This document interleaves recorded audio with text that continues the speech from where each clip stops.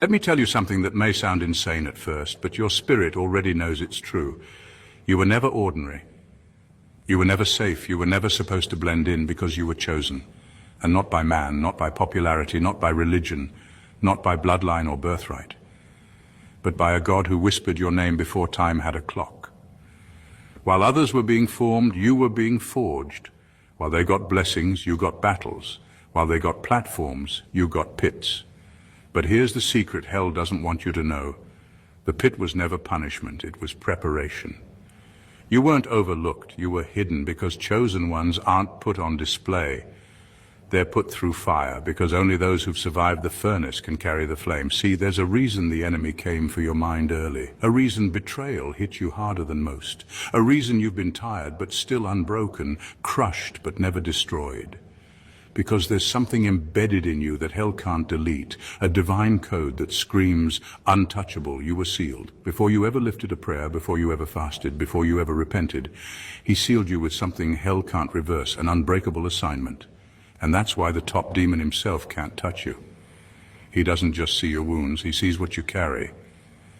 That's why the attacks were never random. That's why the rejection wasn't a coincidence. That's why isolation became your best friend, because God wasn't punishing you. He was protecting what hasn't even been released yet. You're not under attack because you're weak. You're under attack because you're loaded. You're not just a person, you're a prophecy in progress. So now the question is, will you believe what life has said about you, or will you step into what heaven already knows?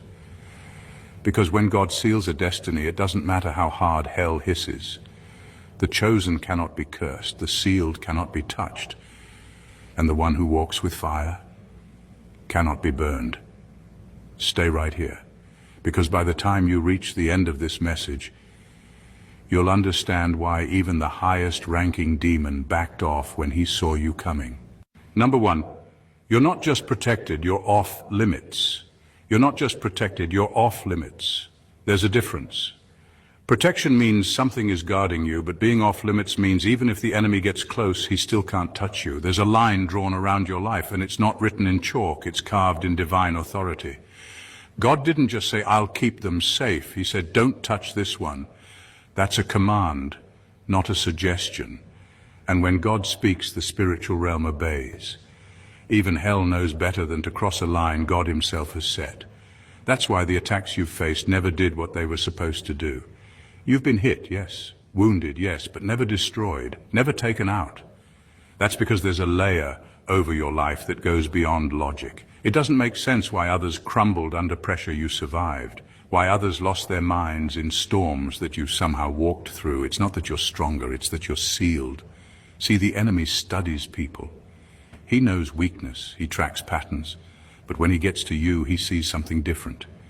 He sees a life with heavenly orders stamped all over it. He sees boundaries he can't cross.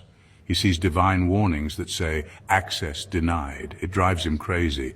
So instead of attacking you directly, he sends distractions, confusion, delays, people who carry chaos. But it never really works. Why? Because even in your lowest moments, there's something in you he can't crack. That's what happens when you're chosen. You're not just watched over, you're marked. And being marked by God doesn't mean life gets easier. It means hell recognizes you as a threat, even when you don't feel like one. But it still can't reach you.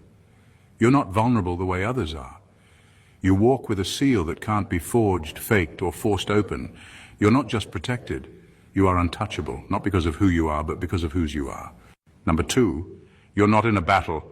You are the battlefield. You're not in a battle. You are the battlefield. That's why your life has felt like a war zone since the beginning. You weren't just born into conflict, you attract it, not because you're weak, but because you carry something that forces light and darkness to collide. Wherever you go, something shifts, atmospheres change, people get uncomfortable, things either break off or break loose. That's not random, that's spiritual.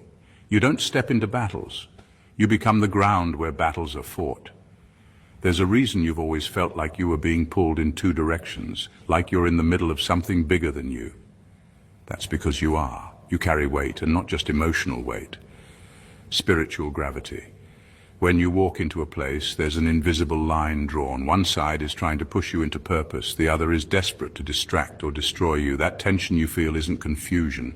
It's evidence that both kingdoms recognize what you carry. You think you're just going through life, but life has been coming through you. Every breakdown, every battle, every unexpected attack. It all makes more sense when you realize you're not just caught in the crossfire. You are the fire. You're the territory God's trying to reclaim, and the enemy is trying to sabotage. That's why you wrestle with heaviness that others don't feel. That's why people are drawn to your light, but also try to dim it. You've been wondering why peace seems temporary, and rest always gets interrupted. It's because your very existence is disruptive to darkness. You carry clarity that breaks confusion. You carry purpose that frustrates evil. You carry presence that pushes back hell. And the wildest part, you're still standing. With all that pressure, all that warfare, all that weight, you're still here, still fighting, still walking. That's not by accident. That's because even when you didn't know it, heaven was using your life to make a statement. You don't just show up to battles. Battles happen because you